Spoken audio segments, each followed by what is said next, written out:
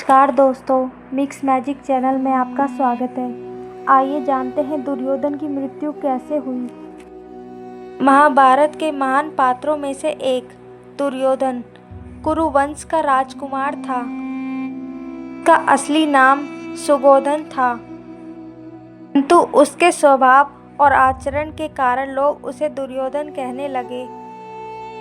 वह धृतराष्ट्र और गांधारी का ज्येष्ठ पुत्र था, जो कौरव भाइयों में से दुर्योधन सबसे बड़ा और सबसे प्रभावशाली था। दुर्योधन बलशाली, युद्ध कला में निपुण और गदा युद्ध में अजय योद्धा माना जाता था। बचपन से ही उसका स्वभाव अहंकारी और ईर्ष्यालु था। यह पांडवों से विशेष द्वेष रखता था, क्योंकि उसे लगता था कि हस्तिनापुर का राज सिंहासन पांडवों को मिल जाएगा और उसकी शक्ति कम हो जाएगी। दुर्योधन के जीवन का उद्देश्य। दुर्योधन का पूरा जीवन सत्ता और साम्राज्य की लालसा में बीता। वह पांडवों से हमेशा ईर्ष्या करता था। जब पांडवों को हस्तिनापुर का हिस्सा मिला तो उसने उन्हें छल से नष्ट करने की अनेक योजनाएं बनाई। लासाग्रह में पांडवों को जलाने की योजना उसी की थी। द्रौपदी स्वयंवर में जब अर्जुन ने द्रौपदी को जीता तो दुर्योधन को गहरी चोट पहुंची। बाद में द्रौपदी के अपमान का मुख्य कारण भी दुर्योधन ही था। के खेल में उसने शकुनी के सहयोग से पांडव को हराया और उनकी पत्नी द्रौपदी का अपमान किया। यही घटना कुरुक्षेत्र युद्ध का मुख्य कारण बनी। दुर्योधन के जीवन में माता गांधारी का शाप और उसकी गलतियां ही उसके अंत का कारण बनी। गांधारी ने क्रोधित होकर कहा कि दुर्योधन का अंत अवश्य होगा, क्योंकि उसने धर्म के विरुद्ध कार्य किए हैं। पितामह और गुरु द्रोणाचार्य ने भी कई बार चेताया कि अधर्म के मार्ग पर चलकर विजय असंभव है।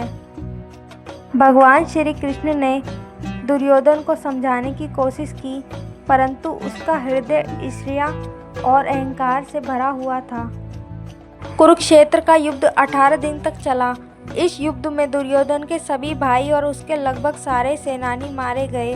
भीष्म, द्रोणाचार्य, कर्ण और शकुनी जैसे उसके प्रमुख समर्थक युद्ध में परास्त हो गए। अतंत दुर्योधन अकेला रह गया।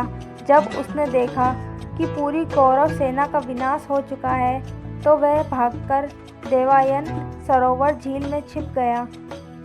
पांडवों और श्री कृष्ण ने उसे सरोवर से बाहर निकालने के लिए ललकारा। दुर्योधन बाहर आया और कहा कि वह किसी भी पांडव से अकेले युद्ध करने को तैयार है। अतंत उसका सामना भीमसेन से हुआ। भीम और दुर्योधन दोनों ही गदा युद्ध में निपुण थे। दोनों में भयंकर युद्ध हुआ। घंटों तक कोई भी परास्त नहीं हुआ।